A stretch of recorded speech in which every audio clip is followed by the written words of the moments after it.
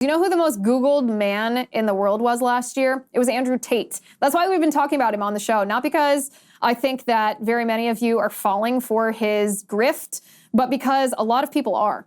A lot of people are listening to what he said, especially young men are listening to what he says. And I did a whole breakdown, a whole episode on Andrew Tate and what he is doing. He's properly diagnosing cultural ills that our culture, our society vilifies men, but then what he's prescribing as the antidote is pure poison. It's materialism, it's pornography, it's exploitation of women, and it's worship of self. It's utter garbage. It's so dangerous. It's so destructive. And unfortunately, Tucker Carlson flew to Romania and did an over an hour-long interview. It was like almost 2 hours, I think, an hour and 50 minutes with Andrew Tate. And this interview was like a piece of propaganda for Andrew Tate. Now, I like Tucker. I think he does a good job. I think he's totally wrong on this particular issue. During this interview, Andrew Tate came off as this very sympathetic figure, this very charismatic figure. You almost couldn't help but like him. In fact, a little disclosure here. I watched the first 45 minutes of this. I did not watch all 1 hour and 50 minutes, but during the first 45 minutes,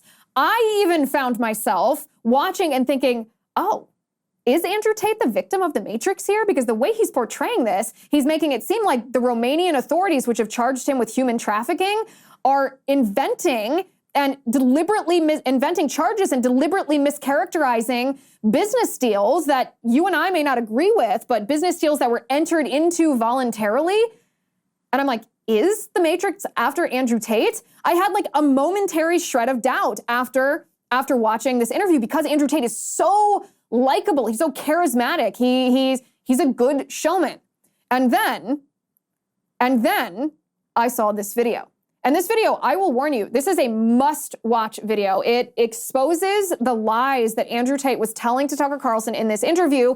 And a little forewarning here, it's incredibly disturbing stuff to watch about Andrew Tate's exploitation of women and his outright abuse of women. Take a look at this. What are you charged with? That's a really good question. I'm charged with being the head of an organized criminal group, which is in charge of recruiting girls to make TikTok videos. They face charges which include human trafficking, rape, and forming a criminal gang to sexually exploit women. OnlyFans is the best hustle in the world. Are they accusing you of using violence or? No. They're accusing me of using the lover boy method, coercing them by being nice. I don't mention webcam until after I've had sex with the girl. If you're on dates and you're trying to mention it and shit, it just doesn't work. It puts them off. I'd never do that. That's disgusting. I'm not a whore.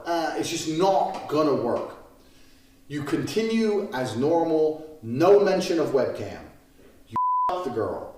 After you f the girl, you do the PhD test. So yeah, on CobraTate.com I have my PhD program, and that is, PhD is a pimp and hose degree that I'm, Clever. And Clever. That teaches basically how I got girls, how I met girls, how I got girls to like me, how I got girls to fall in love with me to work on webcam for me. Oh, and you're always working. Why don't you work for me so we spend more time together? Work for you doing what? So you'll have a webcam business. Oh, I don't want to do that. So, okay, I know you don't want to do that, but listen, come, let's have a meeting. Let's just talk about it. If you don't want to do it, don't do it. Fine. But let me explain it to you properly. In fact, I'll bring one of the girls who works for me. Your boss is the one who does the selling. You don't do the selling. The girl has to hear it from a girl. And this is where your has to be trained. That's why I said it's so important to have a good first girl. Because that's what I did. That was my MO, was find girls, make them love me, and make them work for me. This girl's like, okay, well, I'll try it. Put both girls on camera together the first day, so the new girl can sit there and just sit with the other girl and get drunk. Give him a bottle of vodka. First night that I worked for him, Andrew bought me like 5 bottles of wine. So I got completely drunk because I'd never done webcam work. So I was very, very nervous. And that's how I got rich. So that teaches everything I know from start to finish about not only getting girls, not only obtaining them, but retaining them, because that's a completely different game as well. And over time, I just built up this big little empire of webcam girls. At one point, I had 4 locations, 75 girls working for me. I'd take around half of the money, around 50%. You take 50%. Around 50%. They thought they were on 50%.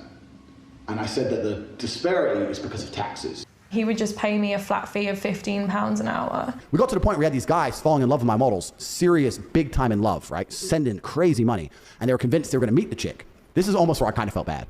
because they're like, can we meet? I've sent you $200,000. When you look at the money that I was actually bringing in, it just doesn't even scratch the surface. I had these guys selling their houses, life savings, loans, all of it to me. Give me it all. I was all about trying to get paid. Like I used sex as a tool to make women love me so they'd obey me and live in my house to make me money. That's what I wanted. So I was a pimp in that sense. Were there any other instances where there was physical abuse? I saw him smack girls with a belt. You know what my idea is? You wanna know what my idea is?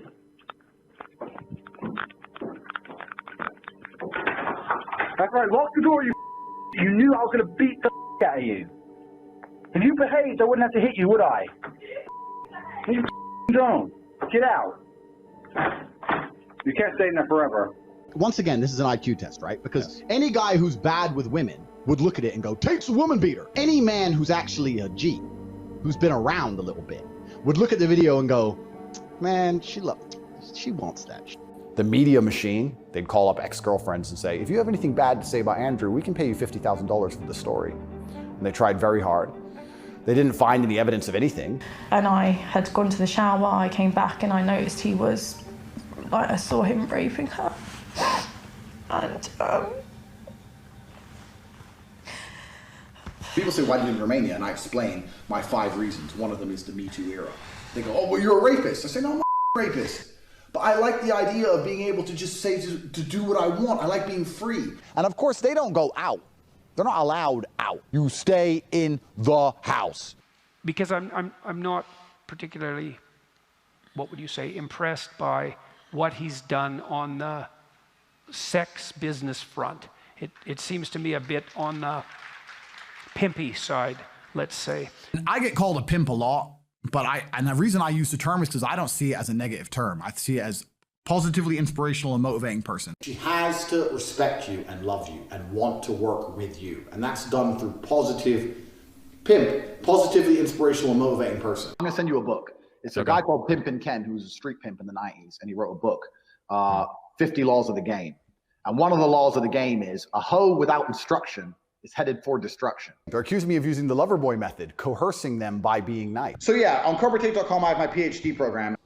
I think the belief is that you were charged with human trafficking. Yeah, that's human trafficking, because what you do is you force a girl to work against her will for financial gain. That's human trafficking. And their justification for this is that girls do TikTok. Some girls I know who they found who say they're not victims have TikTok accounts. PhD is a pimp and hose degree that I'm. Clever. And that, I actually feel sick to my stomach after watching that. Like, I feel physically ill watching that video. Andrew Tate is an evil man. He's the embodiment of evil. We've discussed this on the show before. The devil is never going to be a horned beast. He's never going to be somebody that you look at and you're just revolted because he's covered with warts and he smells, and that's not what the devil's gonna be. The devil, an antichrist figure, is going to portray himself as the savior. Hi guys, it's Liz Wheeler. Don't forget to watch my show, The Liz Wheeler Show, every night at 7 p.m. on the First TV. You can download the free First TV app, or you can visit thefirsttv.com/Liz and start watching today.